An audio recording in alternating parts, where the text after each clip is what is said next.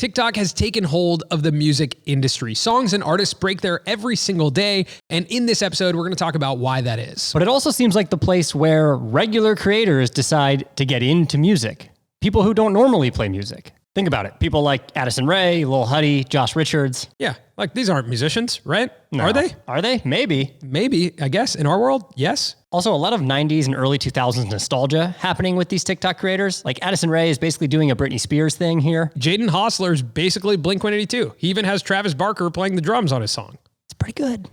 It's not bad. Pretty good. It's not bad. So today on the show, we're going to be listening to and ranking some of the music from these TikTokers who have turned themselves into musicians. We're also going to be listening to some music from artists that all of you sent us on Twitter who are getting their start on TikTok. Yeah, actually, this whole episode was inspired by a tweet that we got. So if you want to follow us on Twitter and send us tweets, we could turn one of them into a whole episode. Now, also, we're not going to be able to play like the whole songs as we listen to them. So we'll link all of them in the description if you want to like listen along as we're listening to them. We got to avoid some copyright stuff. You know what I'm saying? All right. Make sure to like the video, subscribe to the channel if you haven't already. And Colin, roll the intro.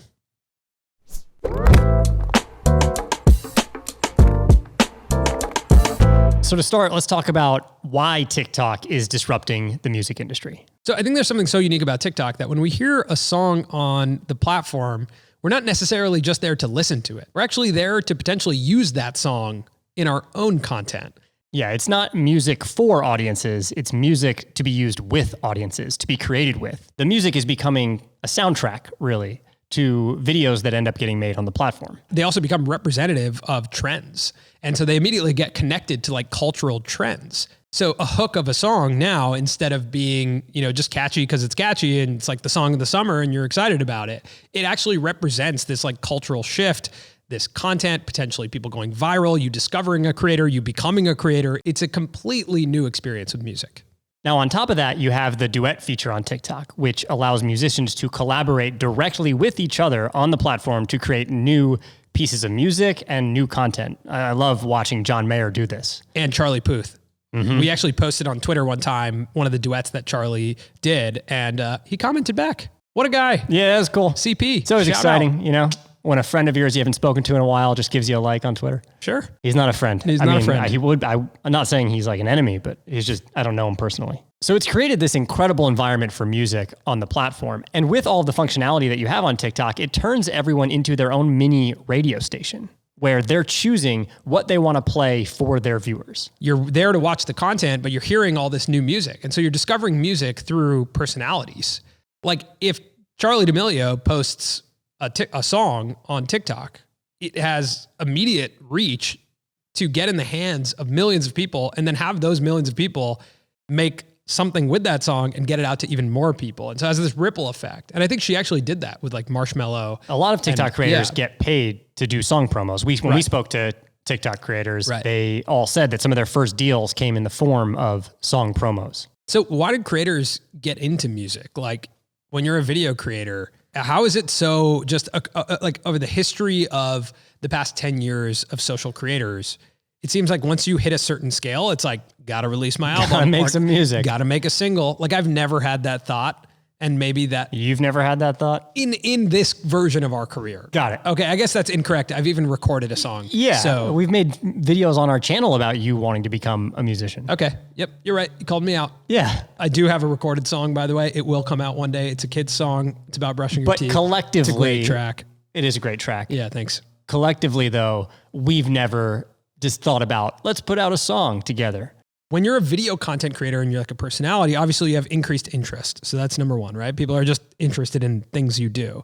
Music is universal, which is really, I think, exceptionally interesting, where people can listen to a song anywhere in the world. And if the beat's good and it kind of sounds cool, like you could like it. I listen to a ton of songs where I don't know what the lyrics mean, right? So it's like a universal thing to do. But the other thing is, if you think about this right now, how many times have you watched your favorite movie? 15 times max, maybe? 15 times is a lot. That's a lot. You watch a movie 15 times. It's probably a gross exaggeration as it is. So but yeah.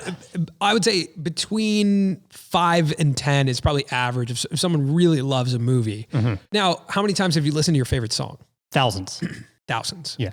Exactly. So that's the interesting part about being a video creator and jumping to music. If you want to talk about longevity, if you want to talk about scale and relevance over time, music makes a lot more sense than videos. Like this video right now that you're watching, if you are a mega fan of this show, you might watch this video twice, but that would be a lot to watch this video, right? But if you hear a song this week that you love, you might listen to it 50 times, 100 times, and then over the course of the next couple of months, 1,000 times.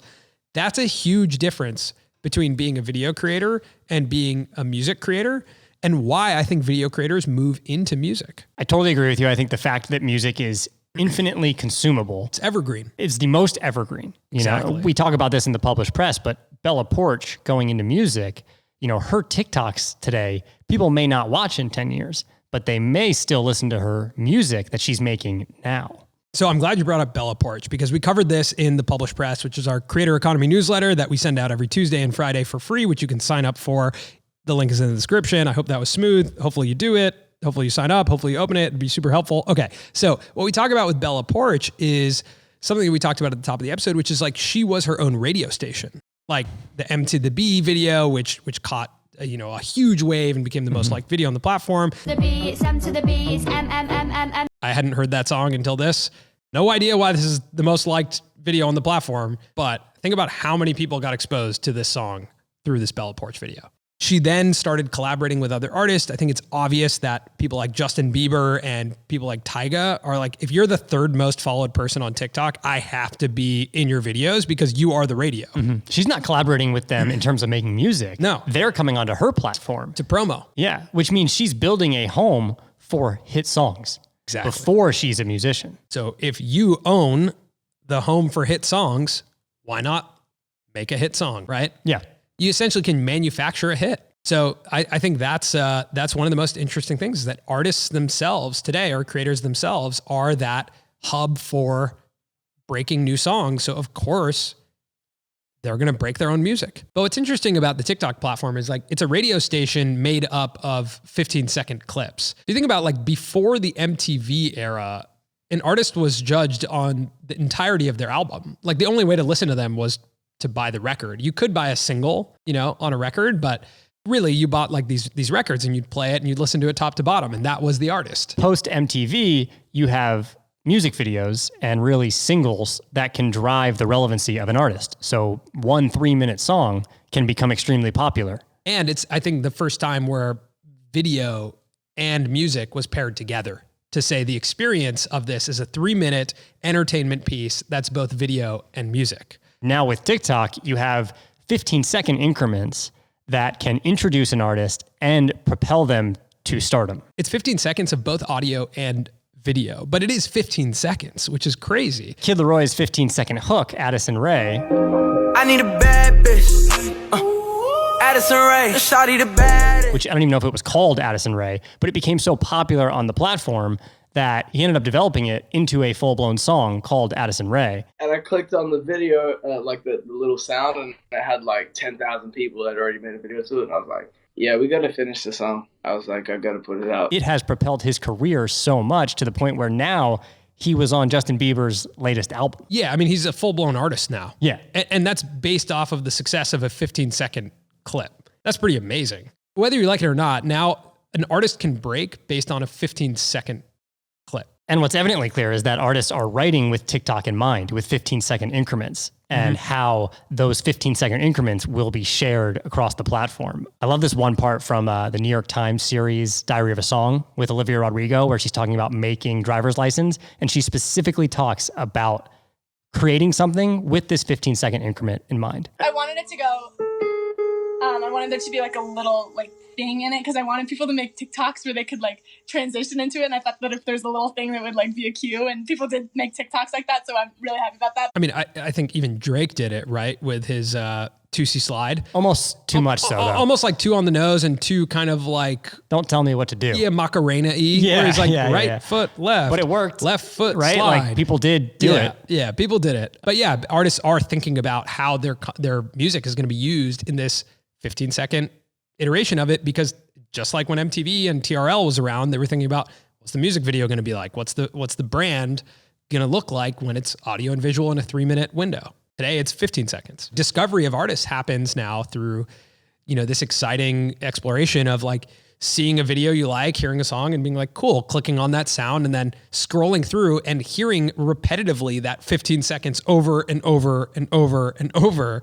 And you're like, can't get that song out of my head. It's so good. What is that? Remember that song, Super Lonely? I'm just I don't know how to sing it. That was tough, right? I'm not a singer. I'm a drummer, okay? All right.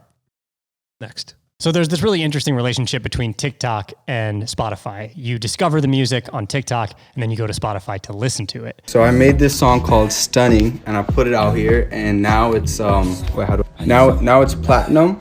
And a viewer of ours noticed this and sent us a TikTok that she made about the relationship between TikTok and Spotify. TikTok genuinely has so much control over the music industry to the point where this song with Backyardigans is literally #1 on Viral 50. Like, that's actually insane. Which brings me back to a question I posed a while ago, which is why hasn't Spotify and TikTok made a record label yet? So what Jess is saying is a pretty good idea. If these companies do it, who knows? But they should probably think about starting a record label or some sort of there's some sort of path for these independent artists to get discovered on TikTok and then monetized through Spotify. The question is, does TikTok have so much control over the discoverability that they could just launch their own streaming service for music? Do they even need Spotify? Well, you also start to think about the fact that Spotify is now moving into video podcasts and trying to get video on the platform, which I don't think really works with Spotify, but actually could work with TikTok. Mm-hmm. A lot of synergy. A lot of synergy. Interesting TikTok that was sent our way. All right, so we are going to watch and listen to some of these TikTok artists and their songs, and we're going to rank them, which I'm very excited about. And before we do that, we did want to thank the sponsor of today's video, Slipstream. Slipstream is music for creators. It's the world's largest music and sound effects catalog. Slipstream is built on the notion that today people don't just listen to music, they use it. Like this song that you're hearing right now. You hear this song? Catching this wave? We're not playing it right now, so I could be pretty offbeat. But you can kind of imagine. But I can imagine. What the vibe. Oh, switch. Whoa, different song. Both of these songs are from Slipstream's library. You don't have to put in a credit card. You don't have to pay for anything. You just put in your email and you get access to over 1,000 songs for free that you can use across all of your platforms. I mean, 1,000 tracks for free just by putting in your email. One might say that's pretty free and easy. Another thing that I really like about Slipstream is that they include the stems. So as editors, that's super valuable to us because you can hear this music right now that's playing, and then I can drop the drums and the effect can sort of change. It can switch the mood. So having those stems can make the way we score our videos a lot more dynamic. You can discover music across different moods, genres, and vibes. They have a really affordable subscription, and you can get over 50,000 tracks and over 40,000 sound effects by subscribing to Slipstream. And you can use all their music and sound effects royalty-free across all of your social platforms. Go to slip.stream to check them out. That link is in our description. And shout out to the founders who we had breakfast with this week. Great guys. They really care about creators and the creator economy. So thank you to Slipstream for sponsoring this episode. The link is in the description. Go check them out. All right, let's listen to some music. Sometimes I don't want to be happy. I mean, I don't even know what we're doing here. This is a great song. I mean, I just feel it in my core. Yeah, it's a great song. Century Vampire. I'm kind of into this. LILHUDDY, Winner. You say you're obsessed with me, so I took a second and I said me too. Ooh. It's not for me. Wakanda King, trying to with me, trying to my girl. Not for me. Yeah, I can't even. Not for me, guys. I can't even, 30 seconds in, I can't do anymore. And Travis Barker shows Also, up. like, GarageBand, this is straight out of a Newfound Glory music video. And like Sum 41 and that era. And even Blink-182. There's a Blink video where they're playing out of Garage. Everyone was playing out of Garage. Yeah, everyone was playing out of Garage. I mean, I grew up on this music, so I'm not mad at it.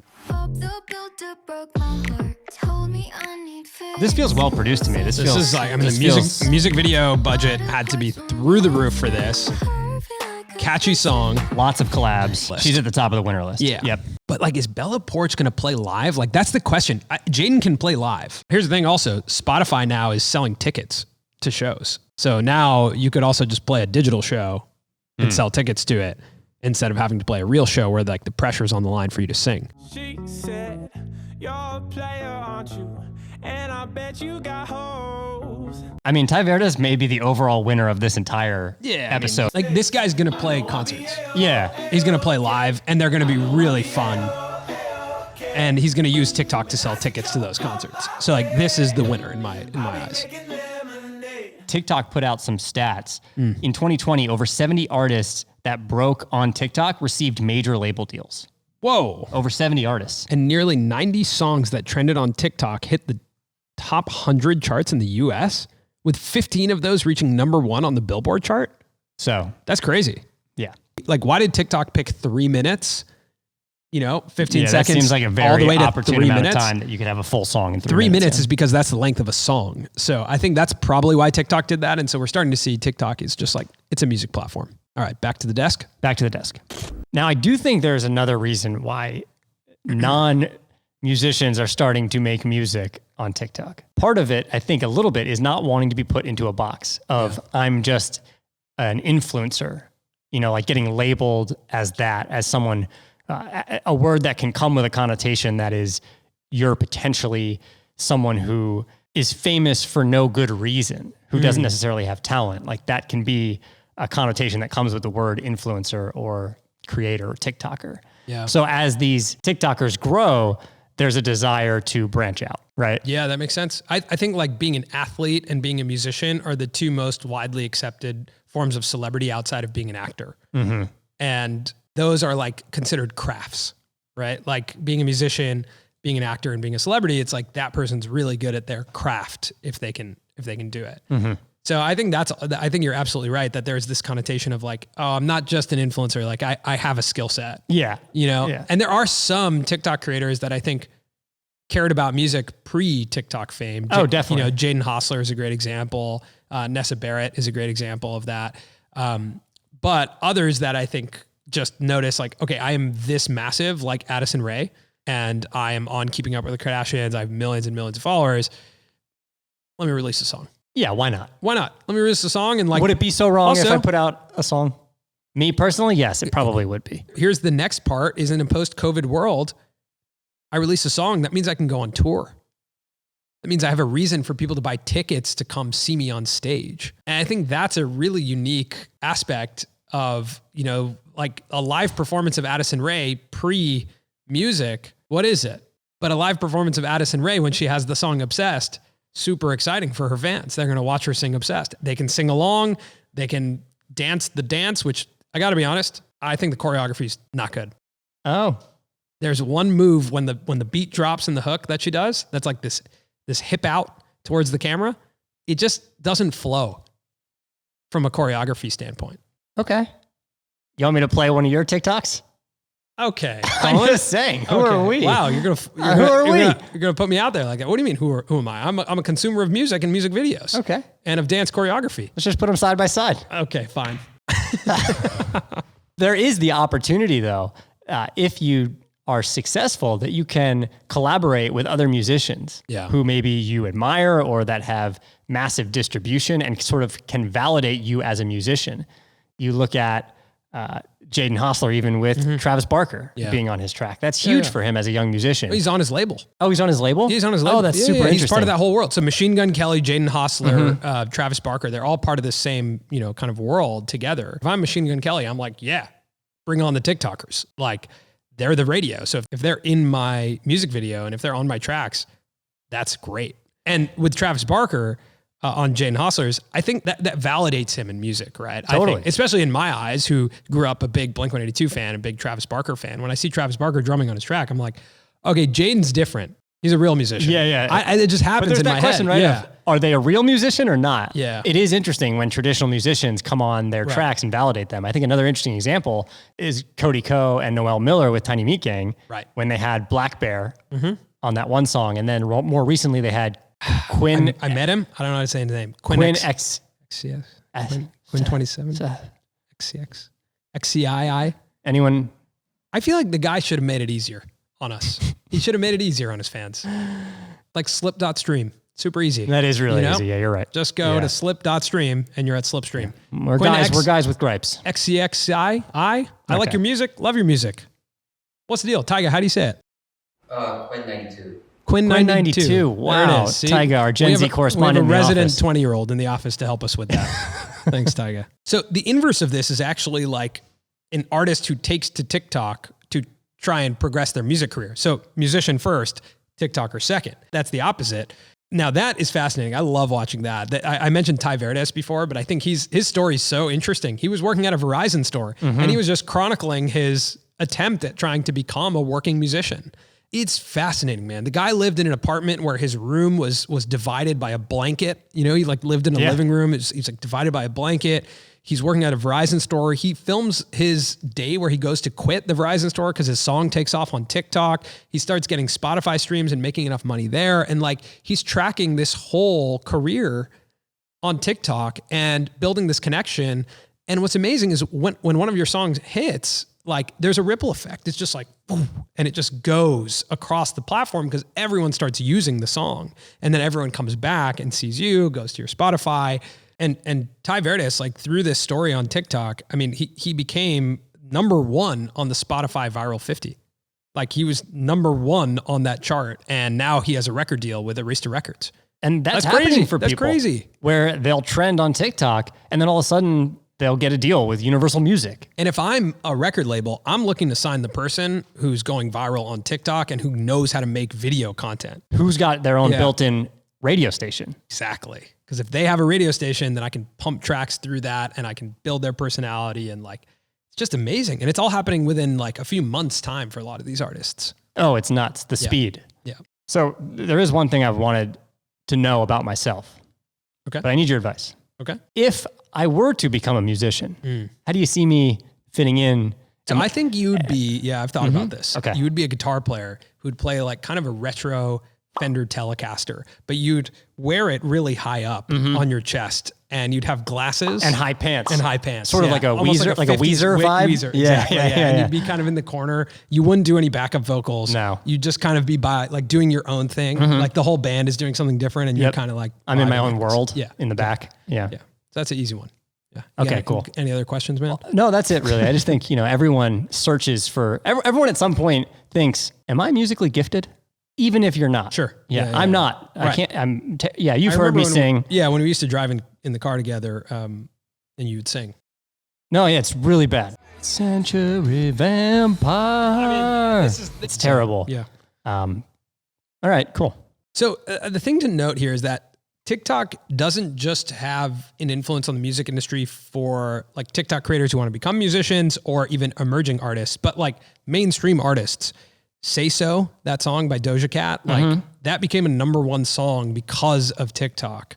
Savage by Megan Thee Stallion, like that propelled itself because of TikTok. So I think that's a really important note is that mainstream artists are also, like we mentioned, Drake, like they're very conscious of TikTok. And mainstream artists from 30 years ago are finding new success on TikTok because discoverability is so good. Yeah, Fleetwood Mac. Yeah. With Dogface. Yeah. Which always sounds like I'm saying an insult. It does, but you're not. But I'm not. That's his username. But that's a great example of how one video can spark a trend off the back of a song, and it can just take hold of the platform. The thing is, like, monetization for musicians is still always in question. So you blow up on TikTok, you go over to Spotify, like you need to be driving a significant amount of streams for this to work. It's kind of similar to YouTube, actually, when it comes to AdSense. What it seems like from the videos that we watch and some of the research we did is like around 1 million streams equals about $4,000. So that's actually lower than what you could expect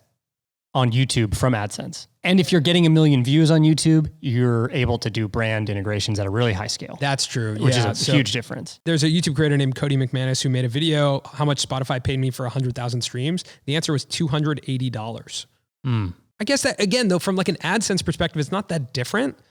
But from a opportunity perspective, I don't know if you're getting 100,000 streams, if you can like sell tickets to a show or how else you make money.